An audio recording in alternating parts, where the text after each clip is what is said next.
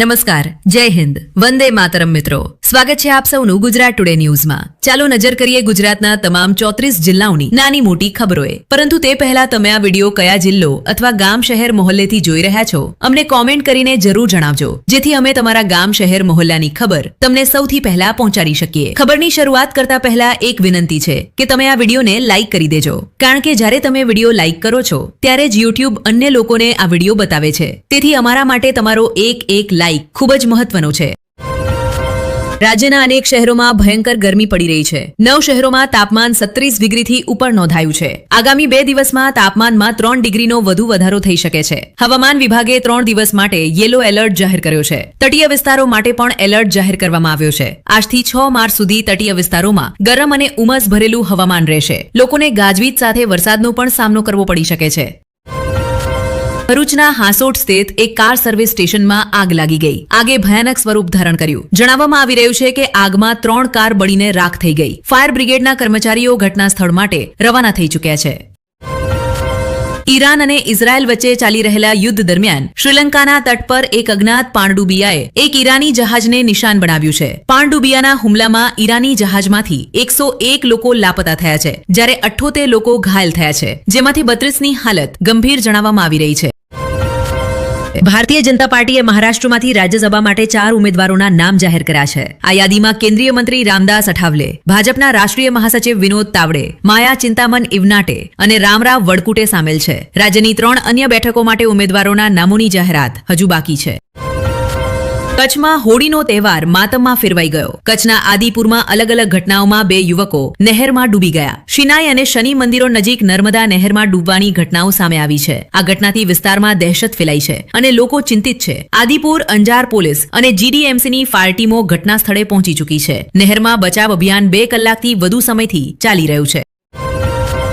અમદાવાદમાં કપરાના માલની ખરીદીનું ચૂકવણી ન કરવા મામલે ઠગાઈનો કેસ સામે આવ્યો છે. અમદાવાદના તાગદાપીઠ પોલીસ સ્ટેશનમાં 73.88 લાખ રૂપિયાની ઠગાઈનો કેસ નોંધાયો છે. ગિરિરાજ મહેતા નામના એક વેપારીએ અમદાવાદ સ્થિત EOWમાં ફરિયાદ નોંધાવી છે. ગિરિરાજ મહેતાએ ઓમ એન્ટરપ્રાઇઝના માલિક હર્ષ દુબે સામે ફરિયાદ નોંધાવી છે. મધ્ય પૂર્વમાં ઈરાન અમેરિકા માટે ગંભીર પડકાર રજૂ કરે છે. જ્યાં એક તરફ ઇઝરાયલ અને અમેરિકાએ તહેરાનમાં તણાવ વધાર્યો છે, ત્યાં ઈરાનના જવાબી હુમલાઓએ પણ અમેરિકાને ગંભીર સંકટમાં મૂકી દીધું છે. જોર્ડનમાં અમેરિકી દૂતાવાસને અસ્થાયી રીતે બંધ કરી દેવામાં આવ્યો છે. પાકિસ્તાનમાં અમેરિકી વાણિજ્ય દૂતાવાસના કર્મચારીઓને પણ કરાચી અને લાહોર છોડવા માટે કહેવામાં આવ્યું છે. આ ઉપરાંત સાઉદી અરેબિયામાં માત્ર આવશ્યક કર્મચારીઓને જ રહેવાનો આદેશ આપવામાં આવ્યો છે. જૂનાગઢમાં દારૂના નશામાં પોતાની દીકરીઓને મારવાના આરોપમાં એક પિતાને ધરપકડ કરવામાં આવી છે. આરોપ છે કે આ વ્યક્તિ વિસાવદરના રાજપારા ગામમાં તેમને રોજિંદી રીતે હેરાન કરતો હતો. પિતા પર પત્ની અને દીકરીઓને લાકડીથી મારવાનો આરોપ છે. પત્નીએ રડતા રડતા પોલીસને પોતાના પતિની આ હરકતની જાણ કરી. પડોશીઓએ પોલીસને જાણ કરી અને આરોપીને ધરપકડ કરી લેવામાં આવ્યો. પાટણ જિલ્લાના સરસ્વતી તાલુકાના રાખાવ ગામમાં ગ્રામજનોએ એક દેશી દારૂની દુકાન સામે જાહેર વિરોધ પ્રદર્શન કર્યું. લોકોએ દુકાન પર ધાવો બોલાવી દારૂ બનાવવા ઉપયોગમાં લેવાતી સામગ્રીને નષ્ટ કરી. પોલીસ પર લાંચ લેવાનો આરોપ લગાવતા ગ્રામજનો દેશી દારૂ સહિત પોતાનું સામાન લઈને પોલીસ સ્ટેશન પહોંચ્યા અને વિરોધ નોંધાવ્યો. લોકોએ પોલીસ સામે નારા લગાવ્યા અને પોતાનો ગુસ્સો વ્યક્ત કર્યો.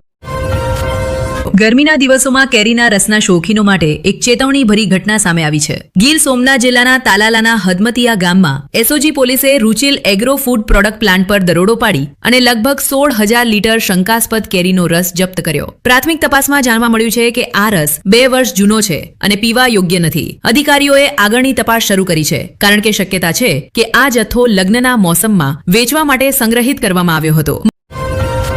મહારાષ્ટ્રના નાસિક જિલ્લાના એક સરકારી વિદ્યાર્થીવાસમાં નાના બાળકો સાથે અપ્રાકૃતિક યૌન સંબંધ બનાવવાના ગંભીર આરોપમાં ધોરણ 10ના 8 વિદ્યાર્થીઓને પોક્સો યૌન અપરાધોથી બાળકોનું સંરક્ષણ અધિનિયમની વિવિધ કલમો હેઠળ ધરપકડ કરવામાં આવી છે. પીડિત બાળકો ધોરણ 5 અને 6ના છે. સુરતમાં ઉપમુખ્યમંત્રી હર્ષ સંઘવીએ વૃદ્ધાશ્રમ જઈ વડીલોને રંગ લગાવી ધૂળેટીનો તહેવાર મનાવ્યો. તેમણે પોતાના પરિવાર અને ભાજપ કાર્યકરો સાથે રંગોનો આ તહેવાર મનાવ્યો અને ગુજરાતવાસીઓને ધૂળેટીની હાર્દિક શુભેચ્છાઓ પાઠવી.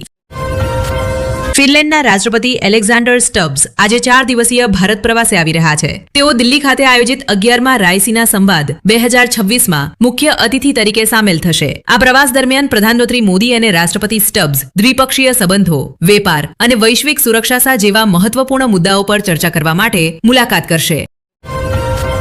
ઈરાન સાથે વધતા તણાવ વચ્ચે સંયુક્ત આરબ અમીરાત UAE એક મહત્વપૂર્ણ નિવેદન જાહેર કર્યું છે.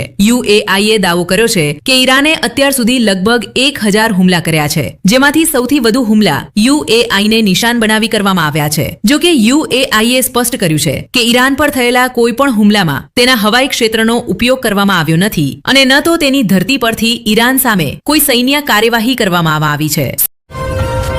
સુરતના લોકો ધૂળેટીના તહેવારને લઈને ભારે ઉત્સાહમાં છે. લોકોએ નાચી ગાઈને ધૂળેટી મનાવી. ડીજેની ધૂન પર નાચતા લોકોએ ધૂળેટીનો આનંદ લીધો. સુરતના નિવાસીઓએ ફૂલો અને પકવાન સાથે ધૂળેટી મનાવી અને સૌએ પોતાના પરિવાર અને મિત્રો સાથે ધૂળેટીનો લુત્ફ ઉઠાવ્યો. બ્રિટનના ઓક્સફોર્ડ યુનિવર્સિટીના એશમોલિયન મ્યુઝિયમ તમિલનાડુના એક પ્રાચીન મંદિરથી ચોરી થયેલી 16મી સદીની કાંસ્ય પ્રતિમાને ભારત પરત સોંપવાની તૈયારીમાં છે. મધ્ય પૂર્વમાં વધતા યુદ્ધ તણાવ વચ્ચે ભારતીય શેરબજારમાં ભારે ઘટાડો જોવા મળ્યો. બજારની શરૂઆત અત્યાર સુધીના સૌથી મોટા ઘટાડા સાથે થઈ, જેના કારણે રોકાણકારોમાં ભય ફેલાયો. નિફ્ટી 496 અંક ઘટીને 24,366 પર આવી ગયો, જ્યારે સેન્સેક્સ 1,627 અંક ઘટીને 78,611 પર પહોંચ્યો. વૈશ્વિક બજારોમાં નકારાત્મક સંકેતો અને ભૂ રાજકીય અસ્થિરતાના કારણે બજારમાં ભારે વેચવાલી થઈ. એપલે પોતાનું નવું entry level MacBook neo launch કરી દીધું છે, જેની શરૂઆતની કિંમત 69,900 રૂપિયા છે. આ આઈફોન 17 કરતાં પણ સસ્તું છે. તેમાં 13 ઇંચનું લિક્વિડ રેટિના ડિસ્પ્લે અને A18 પ્રો ચિપસેટ આપવામાં આવ્યો છે, જે શ્રેષ્ઠ પ્રદર્શન આપે છે. 16 કલાકની બેટરી લાઈફ અને સાયલેન્ટ ઓપરેશન તેને વિદ્યાર્થીઓ માટે એક ઉત્તમ વિકલ્પ બનાવે છે. આ 4 આકર્ષક રંગોમાં ઉપલબ્ધ છે અને પ્રી ઓર્ડર માટે તૈયાર છે. રાજકોટમાં પણ ધૂળેટી ઉત્સવ ભારે ધામધૂમથી ઉજવાયો. લોકોએ નાચી ગાઈને ધૂળેટી ઉત્સવમાં ભાગ લીધો. વિધાનસભ્ય રમેશ ટીલારાને નાના મોવા સ્થિત રાજ રેસીડેન્સીમાં ધૂળેટીના રંગોથી રંગવામાં આવ્યા. વિધાનસભ્યએ પરિવારના સભ્યો અને સમાજના લોકો સાથે ધૂળેટી ઉત્સવ મનાવ્યો. રાજકોટના ઉદ્યોગપતિઓએ પણ ધૂળેટી ઉત્સવનો આનંદ લીધો. ભારત સરકારે મધ્ય પૂર્વમાં ફસાયેલા ભારતીય નાગરિકોને સુરક્ષિત રીતે પરત લાવવા માટે વિશેષ ઉડાનો શરૂ કરી છે. જરૂર પડે તો ભારતીય નૌકાદળ પણ રાહત અને બચાવ કામગીરી માટે તૈયાર છે. ઓમાનની ખાડીમાં INS સુરતને તૈનાત કરવામાં આવ્યું છે. જરૂર પડે તે તાત્કાલિક રાહત અને બચાવ કામગીરીમાં જોડાશે. સુરેન્દ્રનગર જિલ્લાના તારનેતર ગામમાં કરોડો રૂપિયાની ખનીજ ચોરીનો પર્દાફાશ થયો છે. ચોટીલાના પ્રાંતીય અધિકારીએ દરોડો પાડી લગભગ 1.97 કરોડ રૂપિયાની મિલકત જપ્ત કરી. ગામના બહારના વિસ્તારમાં સરકારી જમીન પર રેત પથ્થરનું ગેરકાયદે ખનન ચાલી રહ્યું હતું. અધિકારીઓએ ઘટના સ્થળ પરથી એક હિટાચી મશીન, 3 ડમ્પર અને એક ટ્રેક્ટર સહિત અનેક મિલકતો જપ્ત કરી છે.